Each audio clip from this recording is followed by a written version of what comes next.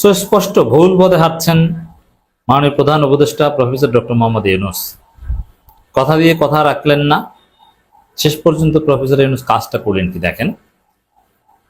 তিনি বলছেন ফেব্রুয়ারিতে নির্বাচনের জন্য প্রস্তুত বাংলাদেশ, প্রধান উপদেষ্টা। আচ্ছা, লন্ডনে বলেছেন যে যদি আমরা প্রয়োজনীয় প্রস্তুতি সম্পন্ন করতে পারি, প্রয়োজনীয় সংস্কার হয়, বিচার হয়, তাহলে ফেব্রুয়ারিতে রোজার আগে নির্বাচন হতে পারে। কিন্তু আমরা কি দেখলাম, লন্ডনে সেই 13 জুনের বৈঠকের পর নতুন কোনো প্রস্তুতি, নতুন কোনো উন্নতি, নতুন কোনো ডেভেলপমেন্ট, নতুন কোনো সংস্কার, নতুন কোনো বিচার কিছুই হয়নি। আর এখন বলছেন যে প্রস্তুত। 13 তারিখ বলেছিলেন যে প্রস্তুতি সম্পন্ন করতে পারলে, কন্ডিশনাল, আর এখন বলছেন আমরা প্রস্তুত। অথচ 13 তারিখের পর থেকে এখন নতুনভাবে কিছুই ঘটেনি। এর অর্থ হচ্ছে কোনো প্রস্তুতি, সংস্কার, বিচার ছাড়াই, জনগণের আশা আকাঙ্ক্ষা, বিপ্লবের আকাঙ্ক্ষা বাস্তবায়ন ছাড়াই নির্বাচনের জন্য প্রস্তুত, এই কথা বিদেশে যে বলছেন প্রফেসর ইউনূস। এর মানে তিনি কথা দিয়ে কথা রাখেননি। এবং আসলে আমি যেটা বলেছি যে প্রফেসর ইউনূস আর প্রফেসর ইউনূস নেই, তিনি এখন 111 হয়ে গেছেন।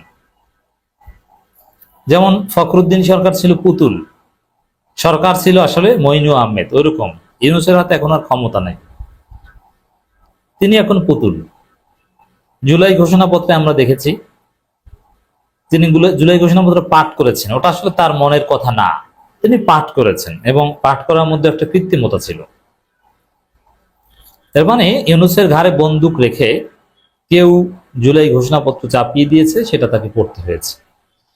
এবং ইউনূসের যে সংস্কার ভীষণ, রাষ্ট্রকে তিনি যে জায়গায় যেভাবে দেখতে চেয়েছিলেন, তিনি রিসেট বাটনের কথা বলেছিলেন, সংস্কারের কথা যত জোরালোভাবে বলেছিলেন, ছাত্র তরুণদের কথা যেভাবে বলতেন প্রথমে।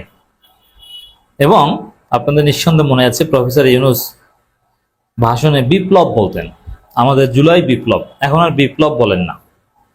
আর এর মানে কি, ইউনূস আর ইউনূস নাই, ইউনূস 111 হয়ে গেছে। আপনি ইউনূস দায়িত্ব নেওয়ার পর টানা 5-6 মাস 8 মাসের ভাষণ শুনেন জুলাই বিপ্লব এই শব্দটা উচ্চারণ করতে, এরপরে বিপ্লব শব্দটা ভুলে উচ্চারণ করে না। ওই বিএনপি যখন দ্বিতীয় স্বাধীনতা বলতে অস্বীকৃতি, যদি তারেক রহমান নিজে দ্বিতীয় স্বাধীনতা বলেছে, তারপরে যখন দ্বিতীয় স্বাধীনতা বলতে কিছু নাই, মানে জুলাইকে খাটো করার মিশন যখন বিএনপি নিয়েছে, তখনই ইউনূস বিপ্লব বলা বাদ দিয়ে দিয়েছে। মানে ইউনূস আর ইউনূস নাই। এই জন্য ইউনূস একবার রাগ হয়ে পদত্যাগ করতে চেয়েছিলেন, পরে অনেকে ঠেকিয়ে রেখেছে। কিন্তু এখন বারবার তার বলতে পারে না আমি যাই, আমি যাই, তাহলে তার ব্যক্তিত্ব থাকে না। কিন্তু আসলে যে অবস্থা, তাতে ইউনূসের চলে যাওয়া উচিত। তার স্বাতন্ত্র্যবোধ এখন আর আদৌ নেই। ফেব্রুয়ারিতে নির্বাচনের জন্য প্রস্তুত বাংলাদেশ, তার নিজের কথার সাথেই তো নিজের মিল নেই। কি প্রস্তুতি? আমাদের আইন শৃঙ্খলা রক্ষাকারী বাহিনীর অবস্থাটা কি? আদৌ কোনো নির্বাচনের জন্য কি দেশ প্রস্তুত? অথবা 13 জুনের পর নতুন কি ডেভেলপমেন্ট হয়েছে? কিচ্ছু না। আপনারা দেখছেন যে দেশের বিভিন্ন জায়গায় কি ঘটে। জামাত নেতাকে পিটায়, বলে যে তুই যুবদল কর, নইলে তোর খবর আছে।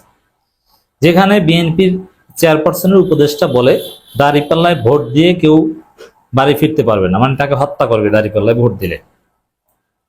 যেখানে বিপ্লবের পক্ষের শক্তি নাহিদ ইসলামকে বিএনপি নেতা বলে যে 500-700 মানুষ হত্যা করেছে, তাহলে আপনি চিন্তা করেন আপনি কিসের নির্বাচন করবেন? যেখানে সাংবাদিককে গুলি করে হত্যা করে, পাথর দিয়ে হত্যা করে, থেতলে দেয় ইট দিয়ে, যেখানে সামান্য চুরি ডাকাতি থামানো যায় না, বিএনপি নেতাদের লাগামহীন চাঁদাবাজি থামানো যায় না, সেখানে বাংলাদেশ নির্বাচনের জন্য প্রস্তুত কিভাবে? সেই গণহত্যাকারী পুলিশ এখনো বহাল তাবিয়ত, সে আগের পোশাক, আগের লোগো, আগের নাম, সে আগের অফিসার। আচ্ছা, আপনি কি দেখাতে পারবেন 5 আগস্টের পরে নতুন একজন অফিসার জয়েন করেছে? না। নতুন এসআই এর একটা ব্যাচ নিয়োগ দিয়েছে, বিসিএস এর একটা ব্যাচ নিয়োগ হয়েছে, ঠিক আছে, কিন্তু তারা কেউ এখন পর্যন্ত মাঠে নামেনি, তারা ট্রেনিং এ আছে এবং তাদের মাঠে আসতে অনেক সময় লাগবে, 2 বছর প্রায়। তারা সারদায় থাকবে, বিভিন্ন ট্রেনিং করবে, একবারে এক্সিকিউট করতে মাঠে নামতে তাদের 2 বছর লাগবে। এর মানে সব পুরনো বন্দোবস্ত, কোনো কিছুর সংস্কার হয়নি, একটা বিষয় সংস্কার হয়নি। আর আপনি বলছেন যে বাংলাদেশ প্রস্তুত। ইউনূস কথা দিয়ে আসলে কথা রাখেনি, ইউনূস ম্যানেজড। ফেব্রুয়ারি মাঝামাঝি সময়ে, আর তারিখটা কেন বলে না ভাই? তারিখ তো ঠিক, বিএনপি যেটা ঠিক করে দিয়েছে ওইটাই তো, 12 তারিখ, ফেব্রুয়ারি 12 তারিখ বৃহস্পতিবার। এটা বলতে কি লজ্জা পায়? বিএনপি যা ঠিক করে দিয়েছে আপনারা ওটাই মেনে নিয়েছেন। নির্বাচনের তারিখ কখন এগুলো কিচ্ছু আপনারা ঠিক করেন, ওটা বিএনপি ঠিক করে দিয়েছে। 12 ফেব্রুয়ারি নির্বাচন, একটু লজ্জা পায় বলতে মনে হয় স্যার। ফেব্রুয়ারির মাঝামাঝি সময় জাতীয় নির্বাচনের জন্য বাংলাদেশ প্রস্তুত বলে জানিয়েছেন অন্তর্বর্তী সরকারের প্রধান উপদেষ্টা প্রফেসর ডক্টর মোহাম্মদ ইউনূস। মালয়েশিয়ার প্রধানমন্ত্রী আনোয়ার ইব্রাহিমের সঙ্গে বৈঠক শেষে যৌথ ব্রিফিং এ কথা জানান ডক্টর মোহাম্মদ ইউনূস। প্রধান উপদেষ্টা বলেন, 2026 সালের ফেব্রুয়ারি মাসের মাঝামাঝি সময় জাতীয় নির্বাচনের জন্য বাংলাদেশ প্রস্তুত রয়েছে।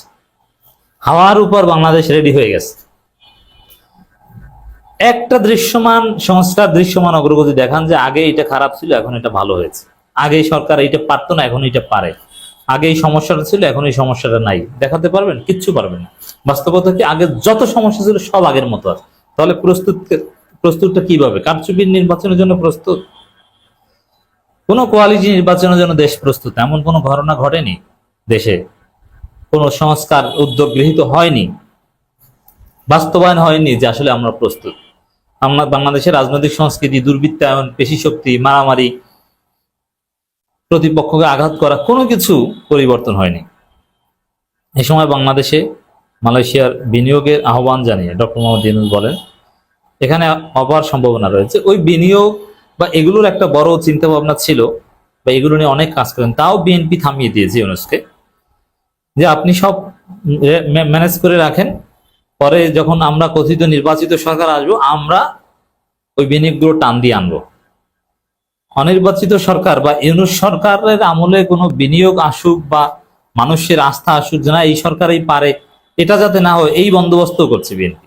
নানান উন্নয়ন কাজ, বিএনপি মেকানিজম আছে তো, সবকিছু ঠিকঠাক করে, যে না এই সরকারকে কোনো উন্নয়নও করতে দিবে না, আপনাদের কাজ শুধু নির্বাচন করা। এর মানে ইউনূস সরকার ইউনূস নাই, এটা তো 111, উন্নয়নও করতে দিবে না।